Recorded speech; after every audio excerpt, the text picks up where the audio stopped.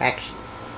So you're thinking about getting a mouse, or maybe you've already got your first mouse and you're just wondering what to do with it. Well, mice are wonderful pets, but there's a lot of things you have to do to take care of them. So let me just set her aside for the moment. The first thing you need to worry about is a cage. And mice actually need a nice cage. This is minimum. They're not going to be real happy in a small cage like this. They really need something bigger than that. So I'm going to show you this. This is a 30-gallon aquarium. 20-gallon is probably enough for up to 4 mice. Another option would be to make something of your own. So I just took a bin and I cut holes in it and attached hardware cloth to it in the top and the sides, because they need a lot of air. They can't just have them in a plastic bin by themselves. Another possibility, here I'll just set this aside over here. Another possibility is a wire cage. Now this is actually a converted bird cage. It's got 4 levels in there. It was converted for mice. But you're probably going to find a smaller wire cage than that. And what's important is that there's a difference between a hamster cage and a mouse cage. The hamster cage actually has more space between the bars. And so the mice can get through there. Now this is actually, like I said, a bird cage, and this is actually even smaller than the normal mouse cage. And the reason that I have that I like to have that, is that small wild mice they're a lot smaller than regular mice, and they can actually get into the regular mouse cage. So I use this because I had a pregnant mouse at one point that I didn't intend to have. So that's the different options that we have. So let's go to the one that I'm going to use, which is the aquarium here, and show you how we're going to put it together. So you start out with a nice cage. The next thing is you need some kind of litter. So a lot of people use Carefresh. It's made of paper. You can also use aspen wood. Now you want to make sure that you don't use cedar shavings, because the cedar has oils in it which are very bad for your little mouse's respiratory system. So you have to get aspen wood shavings, Carefresh, or there are other products as well. Yesterday's News is one. There are others as well. So, fill the cage with this stuff. They like to burrow in it, so you don't just want to put a little bit on the bottom. You want to give them a lot of space. There. So that's that.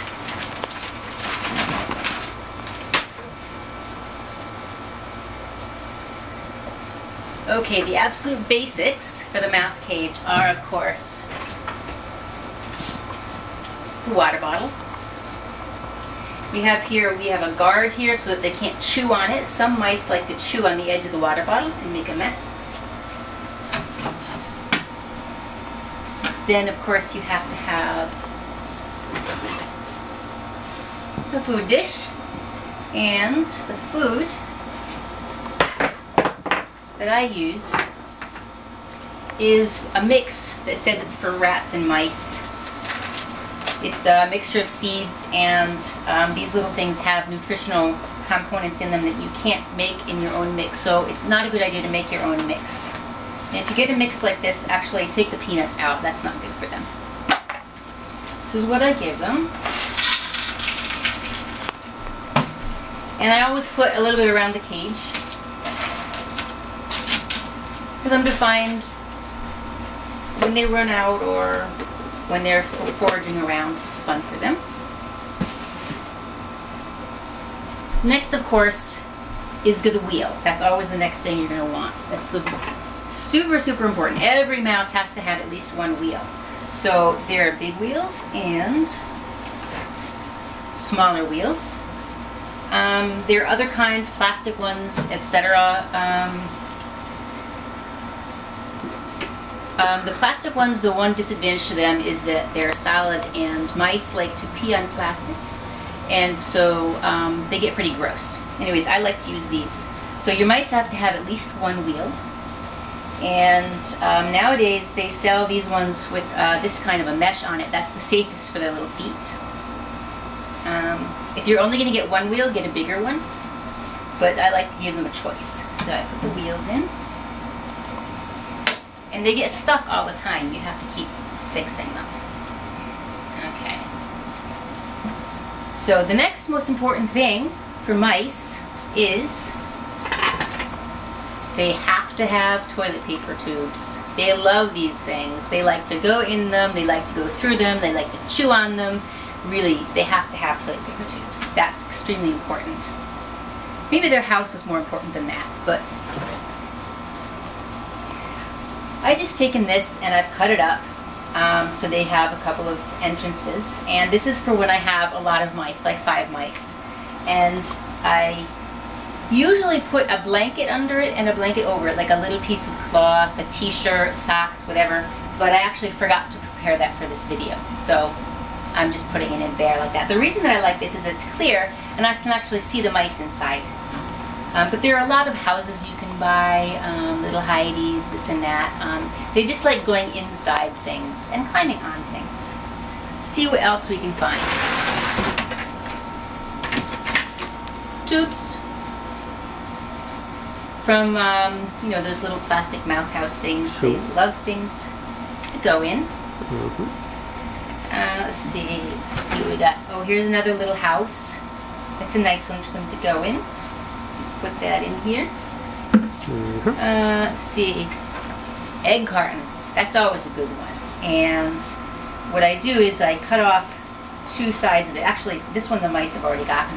But I like to rip off a little bit for them to go in. And they like to go in there. And you can hide something in there for them. Food or bedding or something like that. That's a nice thing for them to have. Can't fit everything in the world in, but these are just some options. These are some puzzle type things that you build. You can build them into any shape you want, and little mice can climb in them and around them, stuff like that. Okay, what else do we have for mouse equipment? One thing. You may be wondering about whether your mouse is going to want to run around in a little ball or not. This is a mouse-sized ball. There are also bigger ones. Some mice do like it, and some don't. So what you have to do is put your mouse in it and watch her and see what happens. So if it's just gonna, you know, try it back and forth or whatever, but if she ends up kind of sitting there looking unhappy, hunched over, pooping or something, she's not happy. But if she learns to go around and races around the house, she's happy. Don't let her fall down the stairs. And you have to keep an eye on it because you can't just leave her alone. Something could happen. She could get stuck somewhere. She wouldn't be very happy. So that's your mouse ball. Now the last thing I'm going to show you, if you want to really spoil your mice, to put in the cage,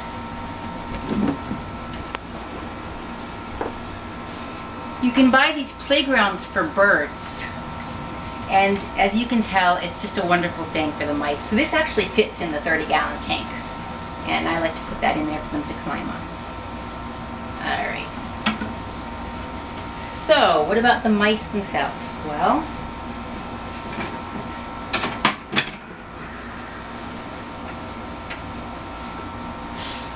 I'll put them in the cage, and then I'll show you how to handle them in just a minute. Alright, come here. Come here. Come here, little things.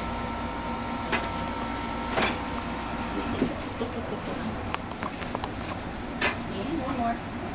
One more. Come here. There we go. Okay.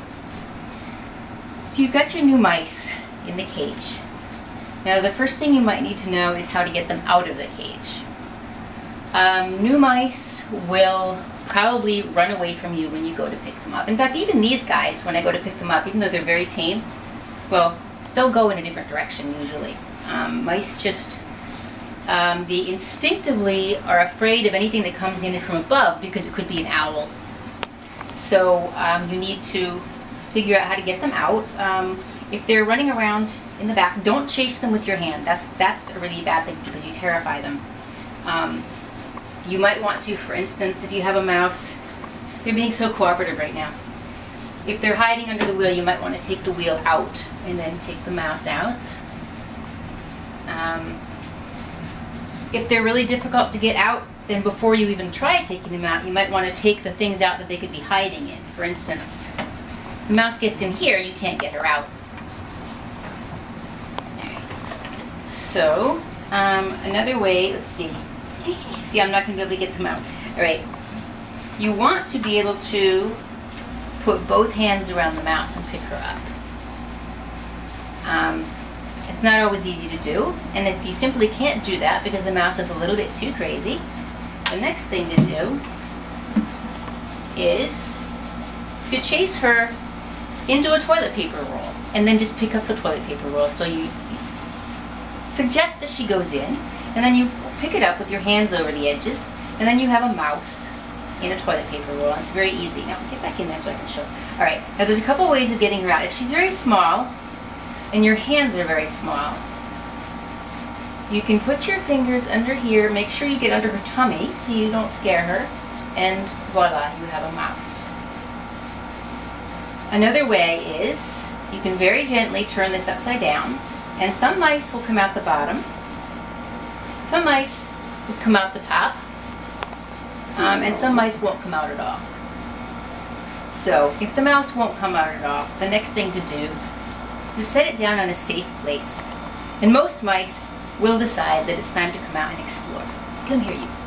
Make sure it's a very safe place if you have mice that aren't as tame as this little girl.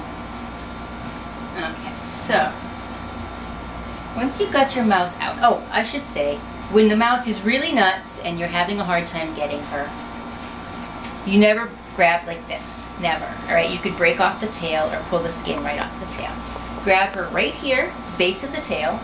All right, she's gonna hate me for this, but I'm gonna do this. I'm gonna pick her up by the tail and put my hand under immediately. All right, she should not be hanging ever by her tail. You're gonna put your hand under her immediately, and then when she's calm, you've got a mouse in your hands. So, the next question is, how should I handle my mouse? Well, just first of all, have her in your hand. Again, this is a very, very tame mouse. Your mouse may not be this calm. They like to just walk on your hands. Some of them like to walk back and forth like this between the hands.